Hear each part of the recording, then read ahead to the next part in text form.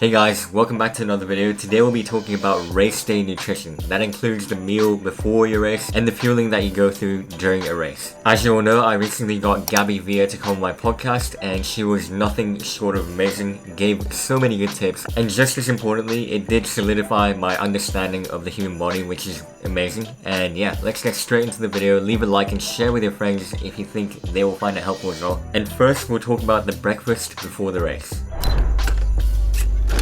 I would say, depending on the race and of course how serious you're taking it and how early in the morning you are eating more than a banana is going to be helpful. So for example, if you were to have a bagel with a nice spread of your preference, I will probably suggest something like jam, and that banana, it's an amazing pre-race meal. Because the morning of the race, what you want to do is to finish topping up that fuel tank, because even though you did your carb loading, the glycogen stored in your liver goes lower during night because your brain uses glucose as the main fuel.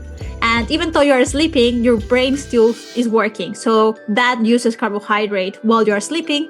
And in the morning, you want to make sure that you make up for that. So having a good pre-race, high carbohydrate meal is going to help with that small tank that we have in the liver. So next up, we're going to be talking about carbs per hour. Everyone talks about 60 to 90. I wanted to know whether that's an actual thing and it's like scientifically backed. And surprisingly, it actually was. And a lot of people talk nowadays about 90 grams an hour, and you'll see why that is the case. And as a guy that has taken like 100 grams an hour during a run before, albeit it was on the trail at Bondi and Manly, where you're running a bit slower and it's a bit easier to consume more nutrition compared to when you're running marathon pace, because marathon pace is actually a fair amount quicker than when you're running in the trail, and it is harder to consume. So my carbs per hour goes from 100 grams an hour down to like 60 grams an hour when I'm running at marathon pace. But it's ironic because I'm running less intense, but then I'm consuming less carbs, and we'll talk more about that in detail, so watch this clip. Some people talk about like 60 to 90 grams an hour, but there's a lot of different numbers out there. I'm assuming that as long as your stomach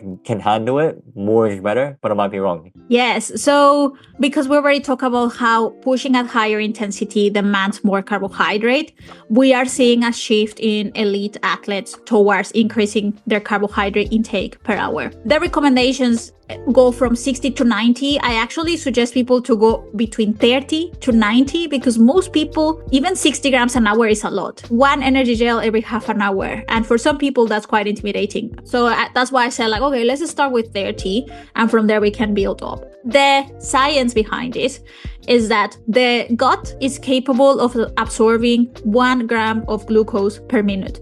So 60 minutes in 1 hour, 60 grams per hour. However, the gut is also capable of absorbing 0.5 grams of fructose per minute, so 30 grams per hour. If we put them together, 90 grams in total. In the past, the recommendation was 60 grams an hour.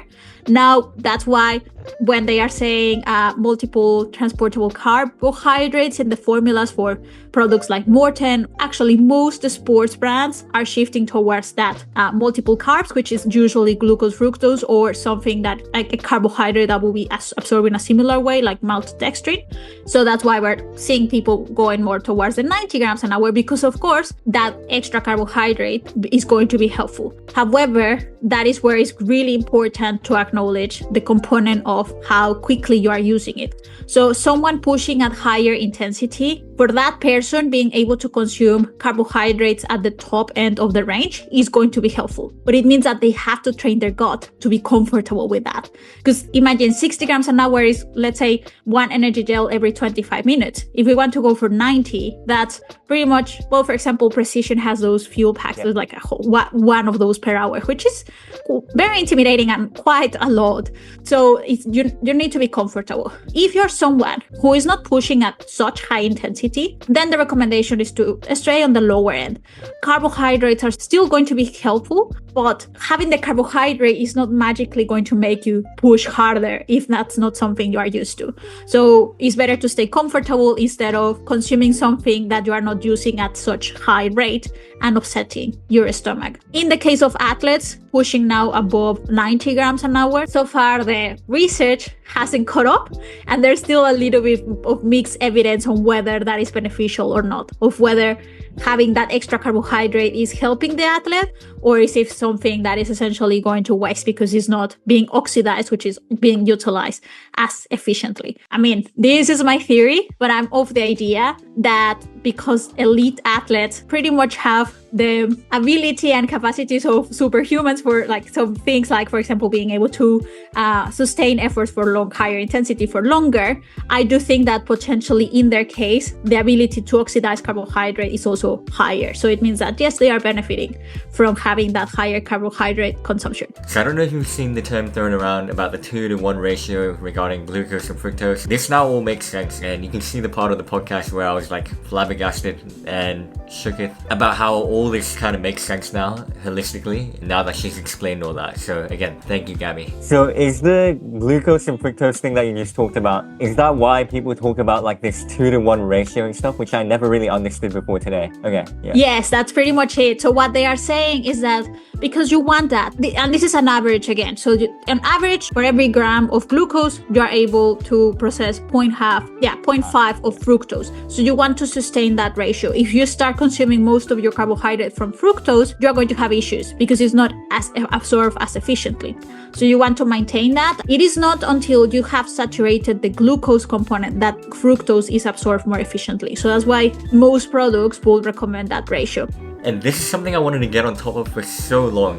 Do I take the water cups or the electrolyte cups at the marathon? Do I alternate between both? All of this is answered, and yeah, she answered it beautifully. And again, thank you so much, Gabby, because this entire podcast is mind-blowingly good. If you haven't listened to the full episode yet, definitely go check it out, because there's a lot that I couldn't cut down and include in this video. So you are missing out on a lot of information if you don't listen to the full episode, but this is the summary. There's aid stations in a marathon, like a road marathon, where you have those cups with electrolytes in it and water in it. And people might be wondering, like, am I meant to take water every time or alternate between electrolytes and water? What's your thoughts on that? So it comes down to what is the plan you have for that event. So actually, we can use you as an example. So would you normally go into the marathon saying, all right, I'm going to have these many energy gels, or what is your strategy when you are heading into the marathon? With my current knowledge, I know that when I'm running really quick on the road, I don't think I can have 100 grams an hour. I think that's too much when I'm running that quick. As opposed to trail running where you're going a bit slower, it's a bit easier to consume. So I would probably only go for like 60 grams an hour, so like 2 gels an hour. And I might even try and not have any water or electrolytes, assuming I'm running roughly 2 hours, 30 minutes in the marathon. So I want to know what your thoughts are on that strategy of no water, no electrolytes, but just 2 gels an hour for a marathon. Yeah, interesting.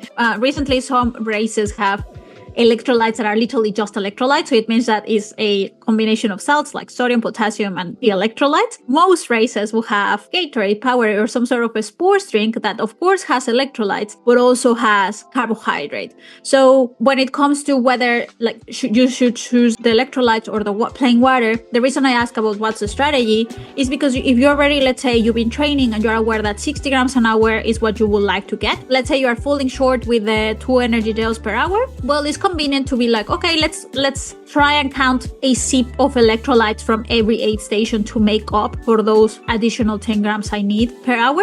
So I would encourage that. So like, okay, let's try and get those electrolytes because that's going to give you additional carbohydrate. Some people are hesitant to do that because if that's not a product they've been using, they don't want to risk it. I 100% appreciate that. For some others, is yeah, that's fine. I can easily have whatever. Like for example, probably in your case, you probably will be alright. However, I do encourage the water consumption based on your thirst. I mean, you said 2.5 hours. So it depends. If you're someone who has a really high sweat rate, you could end severely dehydrated if you don't consume any water then. And the problem with dehydration, one is of course the health risk, but if we look at the performance, it also is impacted. And also when it comes to consuming your energy gels, being dehydrated is going to make it difficult for your system to absorb them.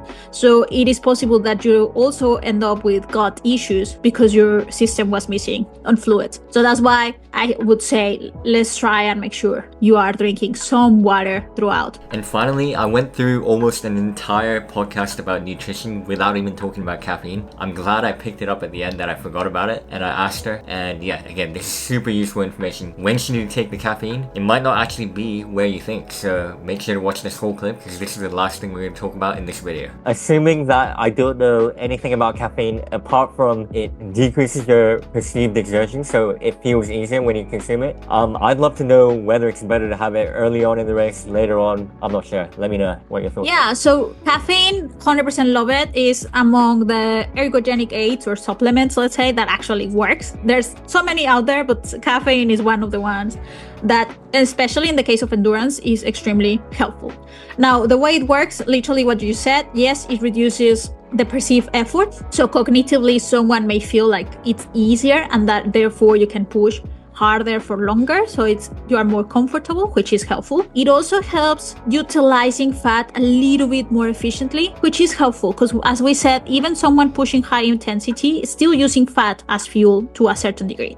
So having that caffeine is going to help in that fat utilization. Is not massive, but at least it's an extra aid. In the past, it was believed that having the caffeine before the race, usually 1 hour, was going to be enough. So you essentially, what caffeine does is that you have the caffeine and at 1 hour it usually peaks and it has a half-life of 4 hours, which means that the effect, let's say, lasts on average 4 hours. So in the case of a marathon, for most people, let's say that is going to be enough, or technically based on that idea. However, research is showing that for people who take it at later stages of the race, it's also beneficial because it helps with that, especially since you are starting to decline because now you are more fatigued with that perceived effort. So it's helpful to have the caffeine towards the second half of the race. Now, what research is not unclear is whether it's better to delay the intake of caffeine or if it's okay to include a second intake of caffeine. So let's say you have it before the marathon. For most people, I actually say, have your coffee before the race. Like literally, that's a good way of getting your caffeine.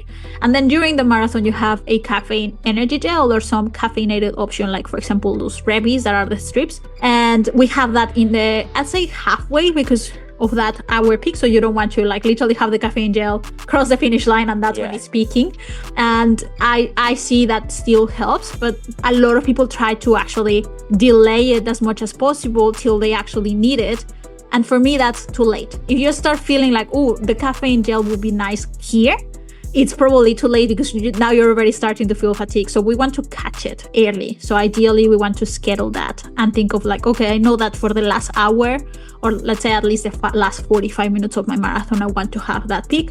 Well, let's make sure that we have that consumption at a stage where that peak is there. As always, thank you so much for watching this entire video. Leave a like and comment below if you did watch the whole thing. Make sure to share it with your friends. And finally, good luck with the marathon that's upcoming. I've made a ton of videos about how to train for marathons and all that sort of stuff. So if you have another marathon coming up later on as well, make sure to watch those videos. And make sure to subscribe for more content because we are going to take over YouTube with science-backed running tips. And I love it. I love talking science and I love getting the experts to teach me more about it because there's always room for more improvement. The more you understand the sport, you will improve more. It really goes a long way to be able to show interest towards the sport, learn more about it, and get better. And the fact that you guys are watching this video says a lot about how willing you are to learn more and improve. So I respect that. And yeah, let's all keep it up, train hard, train smart, and yeah, hopefully we'll be running super quick in the coming years. Anyway, I'll see you in the next video.